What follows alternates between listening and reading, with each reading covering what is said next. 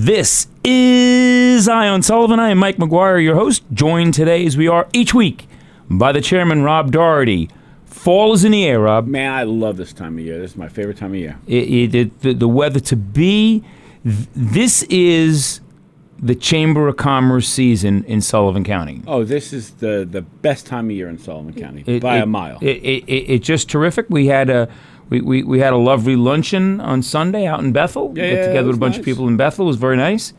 And I got some really disturbing news yesterday. So I was speaking to somebody about the college, SUNY Sullivan. Yeah. A very important piece of your economic development plan for the county. And they told me they've now dropped women's basketball. I think they're going in the wrong direction. Mm-hmm. Well, the dorms are still an issue. They still have a gaping hole in the roof. Yep. Water's still going in, ice still going in, snow still going in. Nothing's being done to repair them. Right. I was talking to a gentleman that knows the college very, very well on Sunday, and he was, lamenting the fact that nothing's been done with them. And nothing looks like there is going to be done with them. The college cannot grow, cannot succeed as a sports mecca that you had it at. I mean, everyone understand. Right. You won 3 national championships. Correct. Okay. The girls' team was, in contention consistently. So as recently as the 23-24 season, they were a national power. Correct. They were winning against other nationally ranked teams. They were nationally ranked, and they had become a national power. The men, of course, were, and the men's team is now down to 8 players. And, of course, the grades will come out in January. We'll see where they are after that. All local people, which some people would think that was good. That's not been my experience. And so they're down to one sport. And it's not to put down the local kids. No, not at all. The problem is this, is that iron sharpens iron. And Correct. That's a fact. That's a fact. Okay? And when you play at a very, very high level, the Catholic League, where you got a lot of your players from. Absolutely. The PSAL League, where you got a lot of your players from. You preferred the Catholic League kids. They're just better disciplined kids. They've been put through a little bit more fire. Correct. So to speak. I mean, so I was one of those you kids. were one of those kids. And I understand. I mean, when you have coaches, when I was a kid, the Bob Delabovis, the Gary Caesars at St. Raymond's with, I remember, doing laps for hours after losses. I mean, you wouldn't even think about doing that today. Yeah, I mean, they take the same kids off the same playgrounds, and a lot of times the public school kids, the Catholic school kids, they grow up in the same development. They're good friends, same neighborhoods. Yeah. It's just that the Catholic schools have started to mold the kids a little bit more discipline, getting them up here and getting them going to class and having a plan was instilled in them for 4 years in the Catholic School League, and it was just a little easier. Now, we got a lot of great players out of the public school leagues, and we've had a lot of great players that have now gone on. A couple of them are deans of students down in schools in the city, and at least one attorney and a couple of accountants. So we've molded them, but the transition for some of the public school guys was a little tougher. September, October, November, the Catholic school guys would come in and go, "Yeah, we know, we got to be running at 6 a.m. Well, the thing is this: in the public school kids, I found that without any supervision, they do not operate. Correct. Okay? They don't do anything. Correct. Where the Catholic school kids, and as you know, I was a Catholic school kid, my whole life. They know what to do, and it better be done. Correct. Okay? I remember, my high school coach saying to me 1,000 times, he said this to me and said to the team, I will not waste my time in practice on free throws. Right. You ever miss a free throw in a game, you will find yourself, 12 deep on the bench. Trust me when I tell you. Okay, so you're right. So we practiced for an hour and a half, right? And it was back to elementary school. And then you're like, oh, all right. Well, we have to practice our free throws. Right. So then you would run up the block to St. Helena's. Correct. And and you'd practice your free throws for the way it was. The way we used to do is you break into teams of 4, 2 guys on each team, and then it's the first one to 100 wins. And then someone else, 3 other teams. Make a game out of it. Yeah, other teams are doing it. And then at the end of the night, you took a couple hundred free throws. Correct. Right? Correct. And, and people get in rhythm. You know how it goes. People don't move their feet. They stand in the same exact Just spot. keep feeding me, keep feeding me. Yeah. Spin it to me, chest pad. Whatever it is. It's kind of crazy when people get in those rhythms. I remember there's one kid, Kevin Cullen, he hit something like 90 in a row one time. Yeah. He started the game off. He was on my team, thank God. And he hit like 91 in a row. I was like, oh my God. I was like, we're going to win this one. Well, and free throw shooting is a rhythm. Oh, yeah, that's Once exactly you get, we used to teach our guys that you want to do the same thing every time you go to the free throw line. Correct. You're going to bounce the ball 3 times. Your feet are going to be positioned the same way. Your body runs in motor programs. Correct. And you got to set it up, and then it becomes a very rhythmic thing. Well, if you ever see, especially in collegiate ball, you see it a lot, where they're not, all very, they're skilled ball players, Right. don't get me wrong, but they're not top flight, NBA players. If the 12th man on the bench in an NBA game, ever played locally, forget it. You'd be like, oh my God. Right. They practice a free throw without the ball. Correct. And they do it 4 or 5 times. They're getting their muscle memory, and then then they let it rip. It's called motor imaging. Yeah. And there's volumes of research on it, and it works. And you see people doing that with golf swings. You see them doing it with baseball swings. Yeah, correct. The whole bit of it. We used to have our players stand in front of a mirror to work on their young pitchers, work on their delivery to get their hip going straight at the plate instead of flying open. I found, that's funny that you said. I find most kids, it's, they bend their knee too much when they, like Tom Seaver was a little, a little much there because he'd come out with his knees, his power side, his right side, Correct. the knee would be completely on the ground. Correct. Jerry Kuzman also. Yeah. On the same team at the same time. On the same team at the same time. I heard they did pretty well. They did. We carried a 1969 banner as long as we can. It was Woodstock and the Mets. Correct. The 2 reasons to remember that. Correct. So it's I think it's endemic of the college. It's just absolutely a school without direction. And what I said to the person was, keep hiring people with PhDs in ancient European studies to run a business and theater, and that's what you're going to get. Bring in a builder, bring in someone that understands how to put an organization together. Correct. Then you're going to see a turnaround in the college. But as long as they want to keep going one president after another with absolutely no experience, they're no experience in building something and putting something together, it's not going to happen. The guy that's there now comes from a trade school. Yeah. I believe your youngest boy went to a trade school. He did. He went to Hudson Valley Community College up in Troy. Yeah. And why didn't he go to Sullivan? Because Sullivan wasn't offering what he was looking for. Correct. So, I know most people don't believe this, but we're a blue-collar county. We are a blue-collar county. Okay. And there's a small percentage that thinks we're not, and that's why they offer these silly classes that go nowhere. Or they want to create something that isn't what we are. It's not who we are. We've been the same thing since the beginning of time. We went from, farmers and machinists to, still some farmers, but, mostly machinist type mentality. And there's few people that rise above that, don't get me wrong. No question. But you look at the most successful people here, you look at a guy like a Sean Brooks or Bruce Davidson or people like that, they got out there by doing, manual labor. Getting their hands dirty. Yeah, getting their hands dirty and doing a lot of it. Right? And then using their brain to build their business. And you took the position that the college was a critical piece in the economic development model of the county going forward. And I remember you having discussions with the partnership and the IDA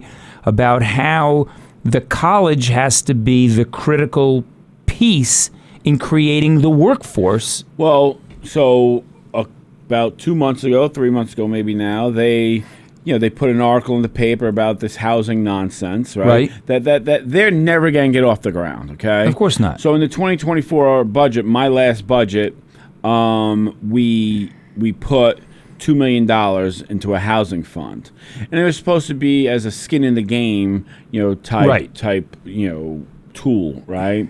So when these organizations come to you, you have money to play with them because seed money. Yeah, because they always ask. Everyone talks about grants and all this. Let me tell you, you got to put something up to get something, right? Correct. I mean, like this airport situation, they came to us with $18 million. Right. But they were like, oh, by the way, we want $3 million, right? Right. The legislature who was cutting the ribbon to that the other day, yeah, right. they wouldn't have the money to do that. Of course okay? not. We had the money to do that. Correct. Okay? And that was a one-time investment. Correct. The mistake that the legislature has made in the last 2 years, is that they use that money and create more legacy cost. Correct. So where there's going to be no money to pay those legacy costs. So in that article, they go on and on about helping people with their rent or helping developers fix up their apartments. To most of the people that they're going after, if they work for one of the major 5 employers in the county, don't apply, don't fit into the program. Correct, of course not. Right, and then I respond, with a letter to the editor, and Fred Stabbard's always very generous to me. Bringing you into that newspaper is an investment for Fred Stabbard. There's no he's not being a philanthropist. He is not. He's not because you sell newspapers. I sell newspapers. Right. So I lay out. I think this would be a better cause, and part of it is using the college. Right. Using other programs that they have in the state. I said, hey, why don't we take the Promise Scholarship that my administration started, which is basically keeping the college alive right now. Which should be now called the Mike Brooks Scholarship, by the way. Correct. I agree with you on that. Yeah. And you gonna make me cry in the middle of a show? I mean, what's wrong with you? What better? So they son of a bitch. So I said, let's extend that on the certificate health programs to 35. Yep. Right, and then extending the Promise Scholarship to age 35. Correct. So the people that had kind of meandered through their 20s Correct. and now were settling down would have an opportunity to get retrained, and those are usually good workers. Correct. They're responsible people. And we need the healthcare workers.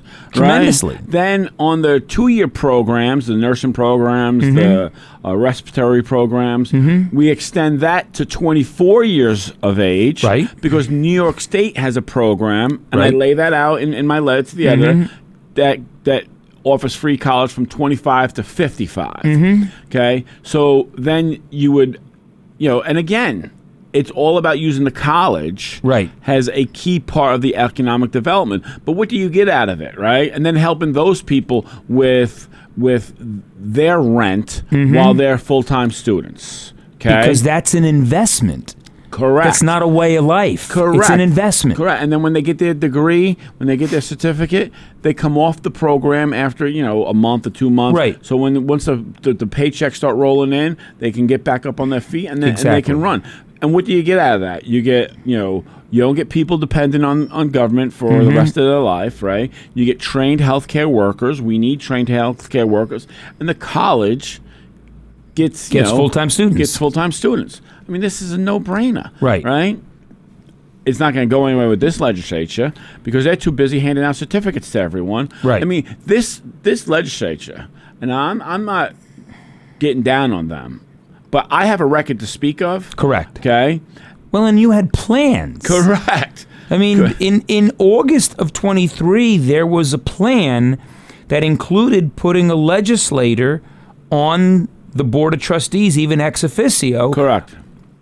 revitalizing what used to be the education committee. Correct. Where the county legislature was intimately involved in the operation of the college, quite frankly, protecting our $4 million investment. Correct. And then putting pressure on the state of New York to, hey, guys, you've missed a couple of payments, about 50 years worth. Correct. Like, could you come up with your part of it? Because I still have not heard anybody raise that issue about the state of New York complying with the education law and funding these colleges. So Education Law 6301 says that they're supposed to do that. Correct. And they did it the first year it was on the books. 1971. I think it's 73. Okay. All right. Not that I'm going to argue with my attorney, Right. but you know, that's where we're at.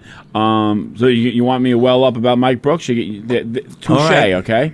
So they so they did that, but the problem with the college right now, besides poor enrollment, is their healthcare costs, okay? And they currently owe the state of New York, you know, like $12 million. Yeah. Okay? So, but they Now, the state of New York, because state of New York provides or sponsors or owns NYSHIP, New York Correct. Health Insurance Plan.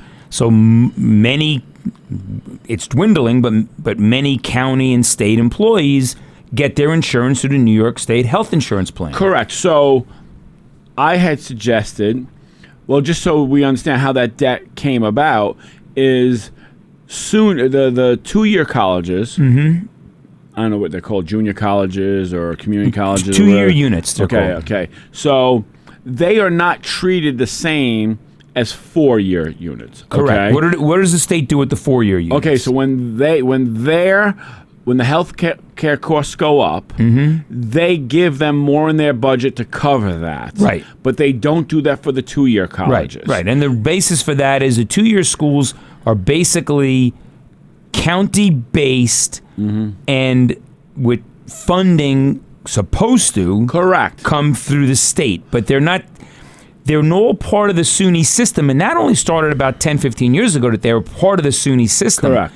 They now are part of the system administratively, but not financially. But Correct. yet, Education Law 6301 was there in 1973, which is 52 years ago. Correct. So the problem now exists that you're charging them more, okay? But now remember, so 6301 states that the county's supposed to give a third, Right. which we're more than happy to give. And has done every year. Okay.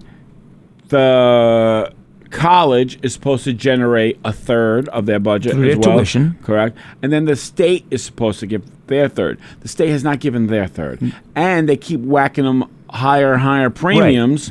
So it's getting into a death spiral situation now. Correct. But they are key to the development of young workers here in the county. When you talk about economic development, the community college is the centerpiece. That's why you have programs in community colleges which are not the traditional programs that you see at New Paltz or Oneonta or Cortland. You have the hotel tech. You have the culinary programs. You have tourism. You have respiratory therapy and licensed practical nursing and all of those EMT programs. SUNY at one point, SUNY Sullivan had a commercial tractor trailer program. They have it back after, they have it back. after Okay. I badgered them for 3.5 years about So, it. I mean, these are all situations where someone can go to college for a year or two and come back and walk into a job. Different than a 4-year school where they're not always able to do that.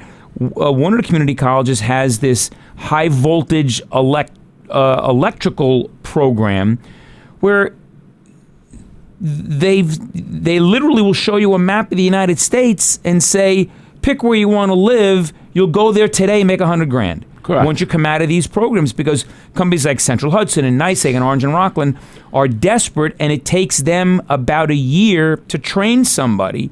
So if you come through these programs in 1-year program, you walk in at $100,000 a year. That's the value of the programs. Same thing with the CDL program. The CDL program. So a lot of the COs Yeah. were leaving Yeah. the CO job. Right. Because they can make more money as CDL drivers. Yeah, Cisco, someone told my son that Cisco, the food service company, was starting drivers at $110,000 a year. Yeah. And you were going home every night. You Correct. weren't sleeping in a truck stop in Peoria. Well, there's nothing wrong with that, but I understand your point. We understand that, and I love Peoria. But the point is, you're going out doing your route, starting at 2:00 in the morning, and you're coming back, parking the truck, and going home. Correct. At 110 grand, not bad. Not a bad gig. Not bad gig. I mean, you have to drive to Half Moon, but hey, what are you going to do? It is what it is. So we're going to spend a little bit more time watching the college because things they don't seem to be improving there. And, people are talking about there's already a plan for BOCES to start taking over parts of the campus. Well, so, with Bob DeFore retiring, Right. there was talk about merging Orange County's BOCES Orange program, Ulster BOCES. yeah, with the Sullivan BOCES and making it one unit. Yeah. If you see how well Orange County's run, they do a great job there. They have nursing program there that's better than most colleges. Correct. That would have been an advantage to us. I don't know if they wanted. I don't know if Orange County wanted to do it, but I know Sullivan County BOCES. They do a good job, but Orange County does a great job. They do a great job with it. Yeah. And it would have pushed our county forward with that. But there's always politics in why that doesn't happen. Right. So Right. it's bad All for right. us. So let's change gears a little bit. We're going to keep an eye on the Sullivan? college and see what's going on. We are eye on Sullivan. We're going to keep an eye on the college because it does not seem to be heading in the right direction. Okay. And with respect to their athletic program, which was the jewel, and brought in students. Correct. And brought in the community. And just for full disclosure, you were the AD. Correct. And you were the head basketball coach Correct. that won 3 national championships. Right. I mean, Right. So you know the program well. I know the program well, and we continued to support the program up until 2024 with doing the games and doing the high school games and whatnot. And it really became, the whole philosophy was make that field house a village square of the county. Bring the county people in, let them see what's going on. So let's change gears. Last night you presided over your first meeting as chair of the Sullivan County Republican Committee. That is true. So I had my first meeting. It was well attended. I believe there were 11 chairs there. Perfect. So it was just chairs. It wasn't all committee that's people. generally how it works. Right. It's just chairs. Scott Steingart from Rockland was there. Yep. Jessica Walcott, who's the chair there and does a great job for us. She had a prior engagement. And so he came in, and we allow that if the chair can't make it, they send the representative. Oh, they don't just lose their vote. No. Right. You're allowed to send a representative there. We laid out, again, it is the Republican Party. We laid out how many registered, people there are in the county, how many Democrats, how many Republicans. Oddly enough, how many independents there still are from the Independence Party, blanks, the Green Party, which no longer exists, as well as the Independence Party. And then we were talking about, culling off the people who tend to, have more values that we have. Wait a minute. You mean you're actually making a plan? Yeah. To be successful. So my ultimate plan is to be in 2 years to have 20% more Republicans than Democrats in the county. Well, you can see 2 years ahead. Yeah. Well, yeah, that's why I'm chairman right now. So the meeting was well attended, and how was the atmosphere in the meting? It was starting to heal a little bit? I thought it was a great meeting. I mean, we had great discussion. I mean, we voted on, 4 items we voted on. We were able to, have open discussion. There was no nastiness. There was no, a couple people came up to me afterwards, said that was a, good meeting. Let's keep it going this way, and that's my intention. Well, of course, going to keep going this way. This is your style. Yeah. So we, there was a couple of times when it was shifting one way, and I had to bring it back over another way.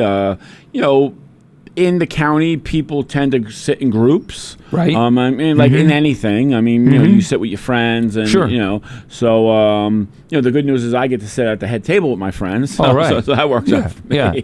And then, but yeah. So, you know, there's some smaller towns that always attend, like Rick Landers, Gary Moss, you know. And then I was complimenting, you know, Tom Bowes and Hope Manafort on. You could see that they have about 20% more registered Republicans, and they roll. I mean, they go unopposed. I mean, they are Republican towns, and you know, I pointed out that you know we have to get back to that in Highland and Tustin and Delaware, so that we can you know, have more of a conservative mindset in these townships going forward. The electorate is conservative, Correct. but where the committees are not getting the message out, you lose that.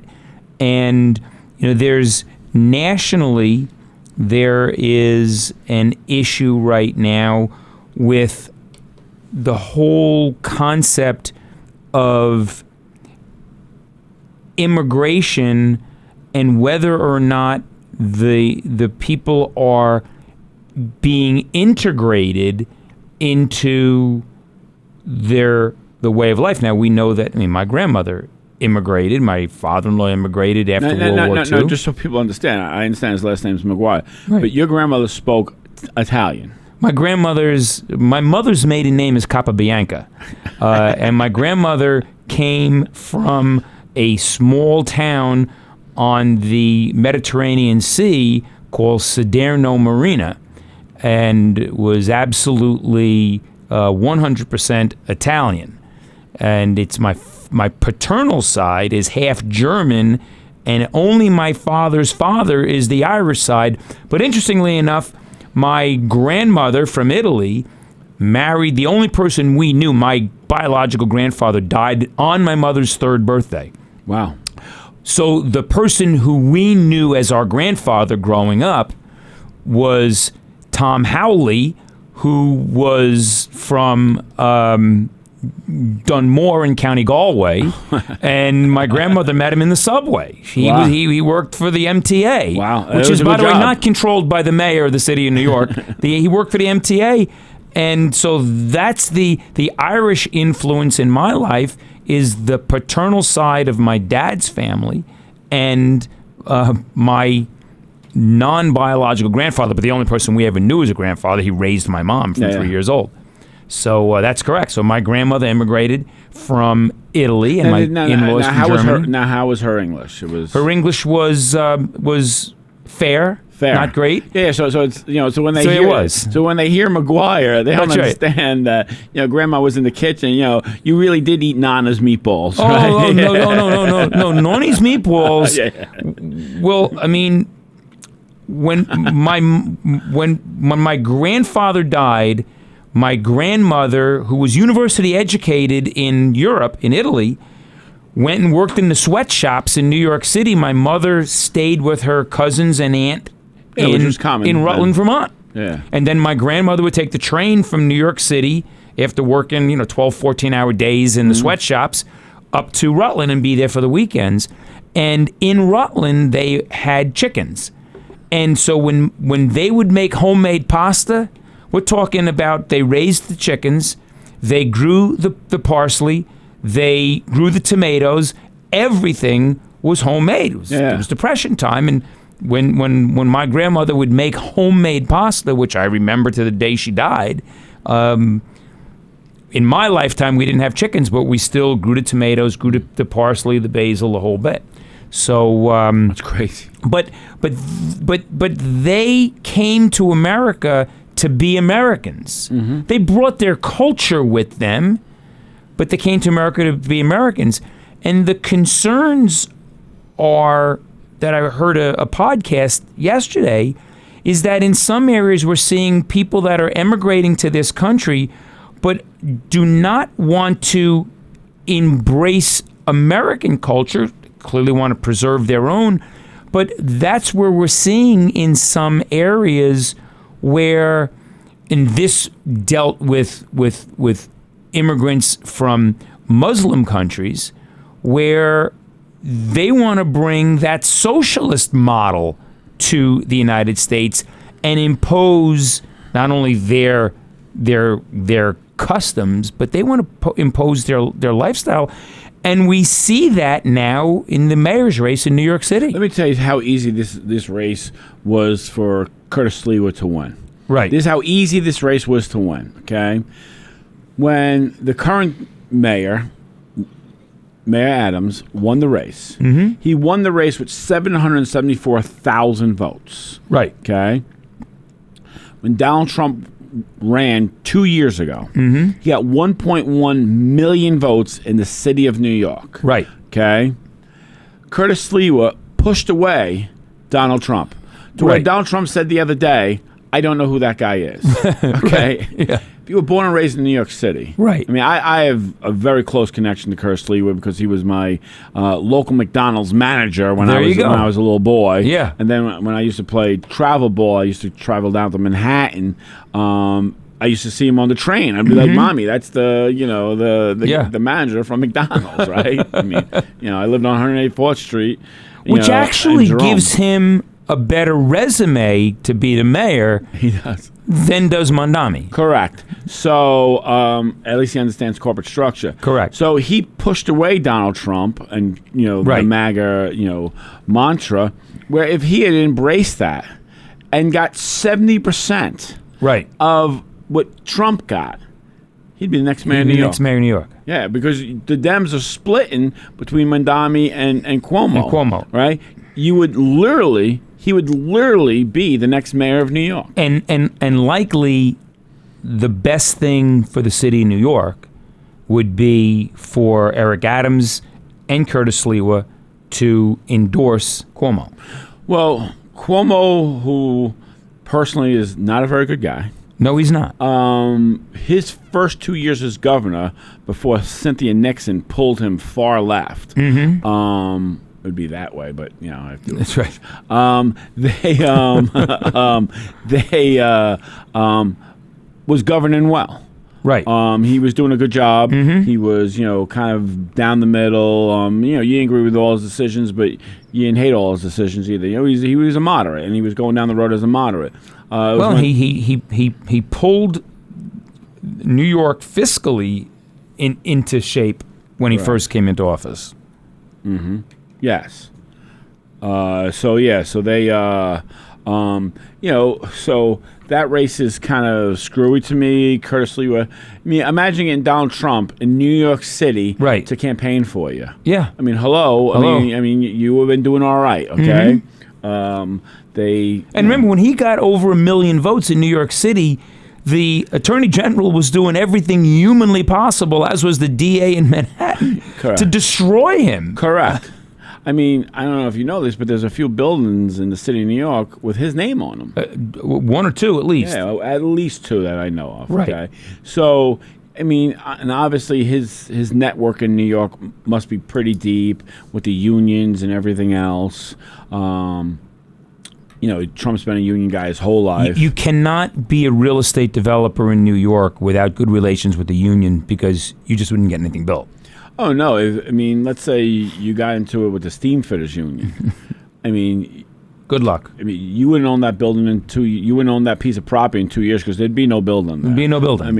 The concrete guys, all the, you just go down the list. There's just too many people. In Trump's first book, I believe, he talks about going to these meetings with his father. His father built most of Queens, and he learned how the whole system worked, and he understood it, and he, was able to, I think Walter Garigliano learned the same way about how the system works. That is exactly correct, and that's why when Walter talks construction, listen, you're like, what does an attorney know about this? His father was a major builder. He built Orange Plaza. He built several malls and many buildings, and that's why you listen to Walter. Right, Walter knows all. He knows how to get development done. And then once the development is underway, he knows how to get construction done and get it done for the right price. Correct. For sure. So the political season is in full swing now. 18 days. And I know that one of the parts of your plan, and the national news has a way of painting people with very broad brushes. They do. And, we have the person who's running for attorney general, the top law enforcement officer in the state of Virginia. Oh, that's insane. That advocated not one, but 2 bullets in the head of his opponent, and hopefully that his children would die and his wife would get to watch their children die. Correct. That's in sum and substance what he advocated for, and that's the candidate that's running to be attorney general. And here's the best part about that. Mm-hmm. The Dems circled the wagons around the guy. They're In like, a oh, big that's way. fine. Oh, that's fine. In fact, in the gubernatorial debate in Virginia, just the other night, the candidate for governor, who's basically a running mate of the attorney general, Correct. just refused to even speak about it. So it's kind of crazy. I mean, we're not talking about, bang zoom to the moon, Alice. We're talking, I had this dream that my political opponent, there would be 2 bullets, and which one would I use? One to kill Hitler or one? No, I would use both to kill my political opponent. Well, I'm glad to see Pol Pot made it again. I mean, Yeah. Yeah. So that's always good. So that's what's out there. And then, we know that, Charlie Kirk was given the Presidential Medal of Freedom the other day, the highest civilian award that can be bestowed upon an individual by the President of the United States.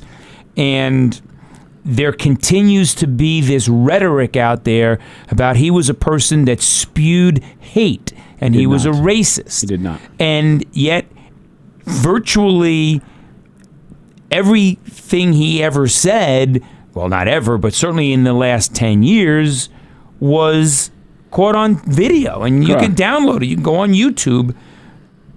After you smash the like button for Ion Sullivan, That's correct. You can go on YouTube, same platform, and you can look, just type in Charlie Kirk, and you're going to see him. If this is a person that's categorized as someone that's a racist who spews hate, take a look at it.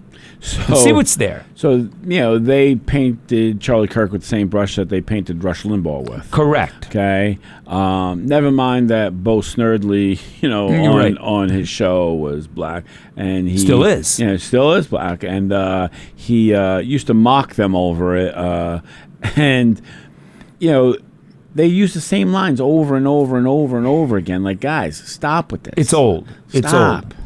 And so now this week, and this is why I wanted to set this up this way, because right here on Ion Sullivan, when you announced you were running, one of your issues was to include the young Republicans in what's happening here. And then here breaks this national story this week where we paint anybody with that moniker. Why don't you for people who may have been under the soil in the backyard the last couple of days, why don't you bring our audience up to speed with what's happening nationally with this group of people in the Young Republicans? So in the Young Republicans, there's the young man by the name of Bobby Walker and a couple others that were on a group, on a platform with group texts. And they said some pretty disgusting things. I mean, they were quite vile. They were talking about, it was very misogynistic. They were talking about heavy-set girls. They were talking about some of our, Hasidic friends. They were talking about rape. Just, pretty nasty stuff. Yeah, things that there is always going to be that in the discourse in any population. Correct. It's going to be there. But it is the type of speech that can never be tolerated I agree. by particularly by the people that we look up to as leaders, whether Correct. it be educational leaders, whether it be political leaders, whether it be leaders of our faith, our ministries. There's just no place for that, and that's hopefully where the education down that Correct. chain goes. goes. So they, obviously, it has nothing to do with Sullivan County Young Republicans. Correct. I mean, Camille, That's very clear. you know, None of them were part of this group chat. at all. I mean, oddly enough, the former chair of the Republican Party never really got them going here in this county. But now, last night And he probably now would say, well, that's why I never got them going. I'm sure he'll have some really smart answer. So we want to get the young Republicans going. Obviously, we don't believe in the stuff that they said, and we denounce the stuff that they said. I mean, we had something on our Facebook site, the Sullivan County Republican Committee. We took it down immediately, and we've put up a statement, denouncing it, because I don't know anyone in our party that feels that way. Right. Countywide, I mean, There is just absolutely no justification. And until we get to a position in this country where we can see something good and acknowledge it's good, correct. or see something bad and acknowledge it's bad. Well, so the one thing that I was talking to my sons about it this morning, oddly enough, and one of the things one of my sons said is only 12% of the population votes. Okay. Right. Okay. So we have a minuscule part of the population.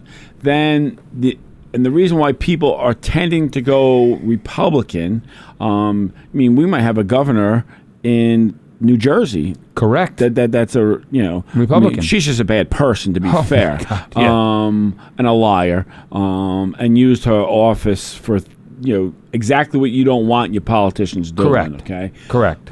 And And she makes no bones about the fact that people have to pay more taxes. yeah, and they've mismanaged the electrical grid there. Right. They've done a lot of things, and her promises are typical Democrat promises. You cannot do the stuff that she's saying. Of course not. Like when my opponent ran against me, he talked about housing and everything else. Right. Okay, 2 years in, what have you done? All right, you try and Well, spend. he finished his house. Yeah. Oh, he finished his house. Right. Which on his website, which I have taken pictures of. Right. He said, when me and my wife lost our lease and we couldn't find a place to live, he forgets to mention that he had already bought a piece of property And was building a house. and already put the plans in Right. to the planning board in the town of Bethel. Right. And moved in. So he got elected, and by the time he sat, he was already living in his home Right. in the town of Bethel. Of course. That he built from a piece of dirt to a brand new home. Okay, so let's take it easy with that nonsense. But he has no housing plan. Right. The county doesn't have the money to do a housing plan. No, it's not really the role of the county. I mean, it's not the role of the county. I have an idea. How about you keep our taxes around 1% a year, okay, so that we can afford to stay in our homes. Right. Okay? Why don't we try that for a change? because we're looking at a 12-15% tax increase In the county. Yeah, in the county. And we know certain towns are looking at that same number. And some people are going over. Unfortunately, they did a misprint in the town of Bethel. So in the town of Bethel, taxes are going up 1.1%, and they said 10% because they calculated it wrong. And I'm like, so I called Danny. I'm like, why are you raising my tax? He's like, yeah, you know what that means. But anyway, so my point is that back to the YRs,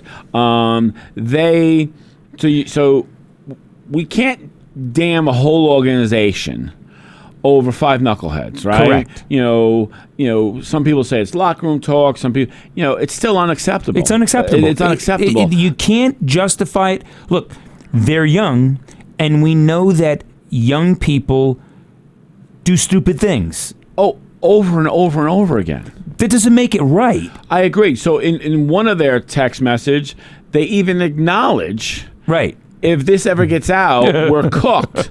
And then, then I don't know, what it's called, but I think it's FR, which is for real, for real. Okay. Right, Jacob? You're young, right? Is that what that means? Yeah, Okay. Jacob said yes. We woke him up. Yeah. So they boast nerdly. He is not. So they acknowledged what they were doing was wrong, Right. and they kept doing it. Correct. Which, in my opinion, makes it worse. It makes it worse. Okay, you understand what you're doing is wrong, and then you double down, triple down, and so now that throws some things, into the guy worked for Chris Tague in Chris Tague's office. Mm-hmm. Chris Tague, I believe, is going to try to run for Senate. Now that Mr. Oberacker is running for Congress. For Congress. So, is this the guy we want to be our senator? Well, you are responsible for your staff, and when they do something stupid, well, they should have been trained better to avoid that kind of stupidity. And I think that was the point that the vice president, J.D. Vance, was making. He was not justifying it. See, there is no justification. We all want for to try to defend the indefensible by sticking a square peg in a round hole. Many of the new media outlets quickly were criticizing Vice President Vance because he was not condemning it. What he was saying was, this is not right, this is wrong. However, folks, this is not the candidate for attorney general in a state either. These are young people, and there's something stupid, and they don't deserve the figurative death penalty for it, but they certainly don't deserve to be spokespeople for any organization that is aspiring to become leaders. I agree with that. I mean, yeah. and that's once again, very well put by J.D. Vance. These guys need to exit politics. Correct. I mean, that's the bottom line. Right. Okay. So they need to exit it. I mean, is it a cultural thing? I don't know if it's a cultural thing in that one branch, right? So if you take, let's say there's 1,000 YR clubs throughout, throughout the United States of America. Right. And one group is being a bunch of knuckleheads. Mm-hmm. We don't say the rest are bad. No. One bad apple does not spoil the bushel. It does not. Okay. But we do need to understand that this is unacceptable. Mm-hmm. That has to be dealt with, and then we have to separate ourselves from them as, sorry, you cannot be part of us because this is not what we believe. Correct. This is not who we are. Not who we are. Okay? And when someone shows who they are, you have to exclude yourself from them. And it's not going to be until we get to a point in this country, and I don't know that we'll get there, where both sides can say, this group of people that want to be part of our organization cannot be. And yet we have Congress people that still to this day are applauding the murder of Charlie Kirk. Well, I mean, the identity and they're politics. in Congress. They're sitting Congress people now. I mean, you had sitting Congress people, defacing the speaker's office. Yes. Okay. Yes. I mean, that's how crazy this is. Yeah. So the identity politics has got to stop. Correct. When you have a part of your organization that is bad, I don't care what side of the aisle you're on, you need to cut it out and say this is not acceptable. It's not acceptable. It's not acceptable. I think this is a great opportunity for the Republicans to say, we don't find this acceptable. Right. And we're cutting this out. Right. Okay? And we're not circling the wagons. We're not, letting this blow over. This is wrong. And we're going to move forward without them. I think that I couldn't agree with you more that, in any group, the larger, the more likely. But let's take it down to, you went to a Catholic high school. Did. Okay. So the Catholic Church stands for certain values, and they instill those values in us. I was a product of a Catholic college and the first 8 years of my schooling in a Catholic school. So they instill certain values in us. Correct. And you know what? We had people at in my Catholic college. I'm sure you had people in your Catholic high school that were not absorbing those values and were off doing other things. Correct. That does not cast aspersions on every person that ever went to a Catholic institution, but the Catholic institution can't justify it. We've got to acknowledge this is not acceptable. This is not correct behavior, and this is not what we stand for. That's what the Republicans need to do. People, by and large, can say, yeah, we can understand that. These are not the values that we espouse. They do not represent us, and these people cannot be part of this leadership group. I agree. It's very simple. And I think that the electorate across the country would accept that. Remember, these are the young Republicans. They're not the candidates for office. Correct. Because the candidate for office got to go. I mean, that's simple. These people have to go out of the organization. Correct. The candidate for office got to be off the ballot. And if the candidate for governor thinks, I'm not really sure about that, well, then I don't know how you cast a vote for that person. I don't understand this. I mean, I in my I was watching Camille O'Brien. Harris there. Kamala Harris. Kamala Harris. The most qualified candidate ever to run for president. I mean, when she said that, I just have to sit there. I mean, granted, Joe Biden, is his deterioration, right?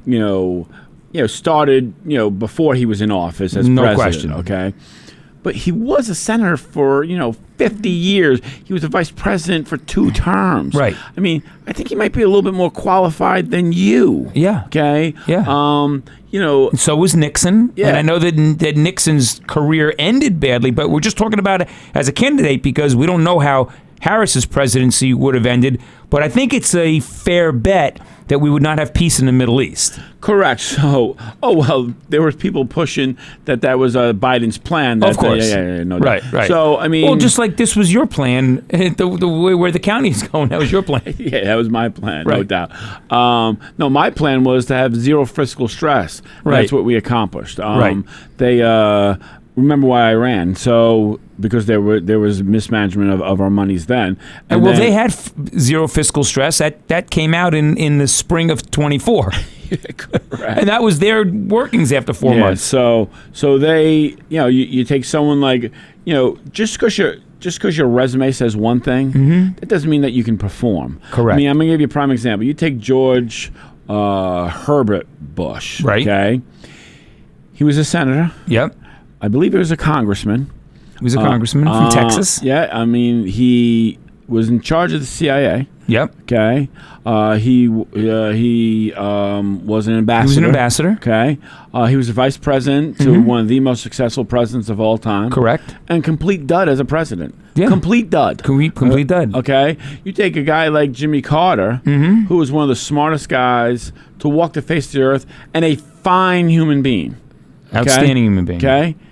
Horrible president. Right. Horrible president. Right. Then you take a guy like George, Walker Bush. You could say whatever you want about the guy. The guy went 16 quarters in a row with positive economic development. Right. Okay. 16 quarters in a row. I mean, it's unheard of what that guy did.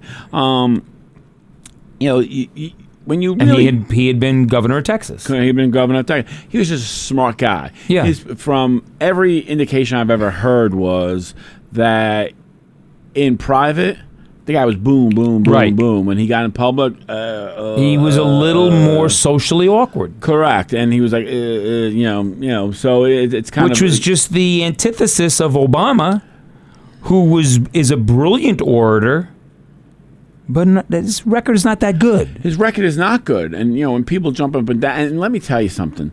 That guy had the Senate and Congress, right? Well, he had the whole Congress in his favor for 2 years. He could have done anything he wanted to do. And he chose to do nothing. He chose to, you can't sit there and say, immigrants are bad. We're going to get them out of this country. They call him the deporter in chief, right? Right. You can't sit there and say, one thing and then turn around 4 years later and say, oh, no. This is what I said. Well, I saw a statistic recently that at the current pace, which is of course causing backlash in certain blue states, but at the current pace, Trump's administration won't even come close to the number of deportations that the Obama administration undertook. By the way, Lyndon Johnson also was in Congress and Senate. vice president and president. Yeah. I mean, there's been a lot of them. So,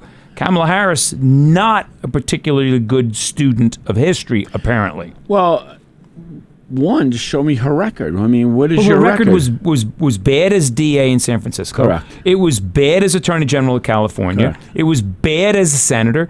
And it was not great as vice president. I mean, she basically was a absentee vice president. Okay, so as the Attorney General, not arresting people for crime does not mean that crime stats are going down. No. Okay? That doesn't mean crime stopped. Right. Okay? Just because you stopped recording it doesn't mean it stopped. People are still victims. I mean, well, like we saw that in Washington, D.C. Correct. They're like, oh, we're on a great trend here. Yeah.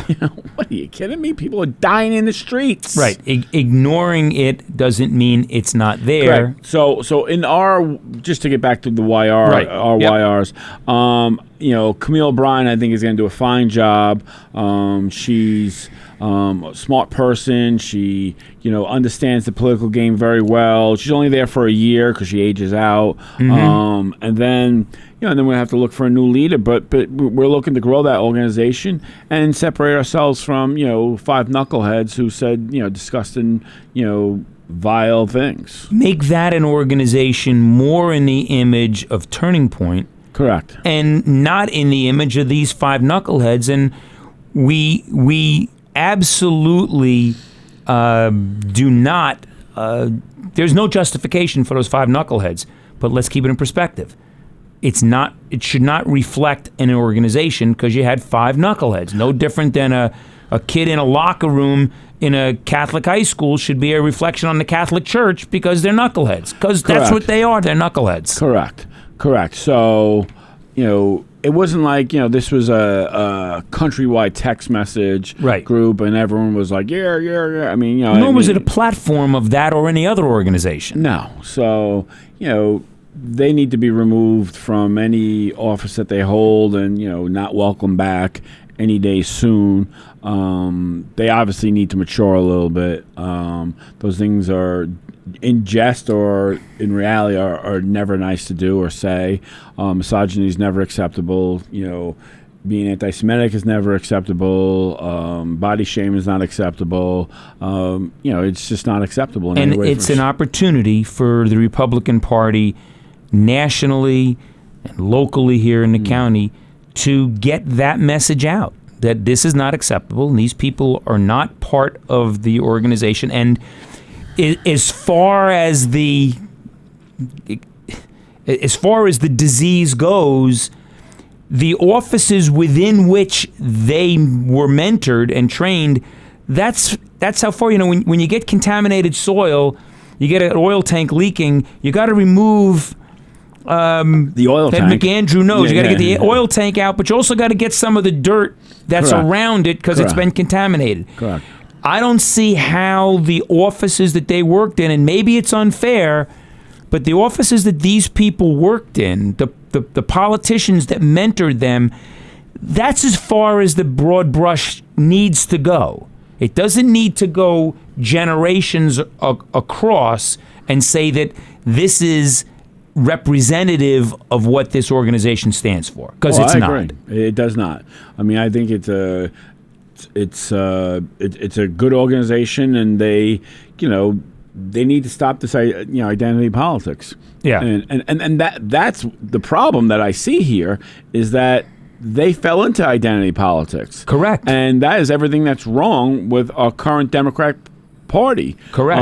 As you know, we've said it many times. Both our parents Democrats. were Democrats, but they weren't these Democrats. I'll tell you that. And No. and they would never tolerate, the identity politics either. This is the group that could not applaud and appreciate a child with cancer being recognized at the State of the Union address last year. Correct. I mean, that's where we are, to where we can't applaud a child with cancer. I mean, it's pretty disgusting. So to wrap up here, where do you see the Sullivan County Young Republicans playing a role? Because as you pointed out, under the Goldstein administration, or reign, there really was no role for them. They were held very much at arm's length. Correct. How do you see their participation? I see them growing town by town, under one umbrella of the YRs for the county. Yep. I think that a lot of people want to get involved in politics, but they just don't know how to. I think that's a great entree into politics. You teach them the nuts and bolts of politics. You teach them how to fill out petitions. You teach them how to door knock. You teach them, what the issues are in the county, and why a conservative, as Rush Limbaugh said a million times, conservatism works every time it's tried. Right. Right. And you explain to them why that is, why you want to be a Republican. And I think that they can help us as an organization as they come up through, and then they could be future candidates themselves into, school board seats, town board seats, become supervisors, I mean, I think that they can help a lot in legislative races. It's a big area. You're not, so let's say you have most of the legislative races are multi-towns. Sure. So you may not know that town, but if you have a couple of YRs in that town, you mean they know a lot of people. It's about getting the young vote out. Older people tend to have a harder problem communicating with young people. Where they can help us a lot with that. Sure. So that certainly is a plan. I know that under your leadership, there will be, if nothing else, there will be plans, and it won't be today's election day. Do we have candidates running? Election day is 18 days away. Folks. 18 days away. So we have come again to the end of another episode of Ion Sullivan. We remind everybody to subscribe as we get deeper into the political season. We want to expand the scope of Ion Sullivan, and we can do that by live streaming Ion Sullivan, and we can't do that until we get up to 1,000 subscribers. So we are getting closer each week, so you want to subscribe. You want to get your friends and family to subscribe as well. And also, you want to leave us a comment. You disagree, you have a different perspective on this Young Republicans issue, on the college issue, on some of the other issues that we raised today, be sure to leave us a comment and share the link. You want to share the entire link, please? You want to share the link so that this dialogue crosses different platforms and we can bring in different ideas. The whole idea here is to have a dialogue and to look at different perspectives on a different issue, because that's how the best solutions are going to get. And, of course, if you're watching us on YouTube, and many do, you want to be sure to smash that like button so that, again, we grow Ion Sullivan. So, Rob, any last-minute comments before we close out another episode? So please get out and vote. Know your candidates in your town. Most towns have contested races.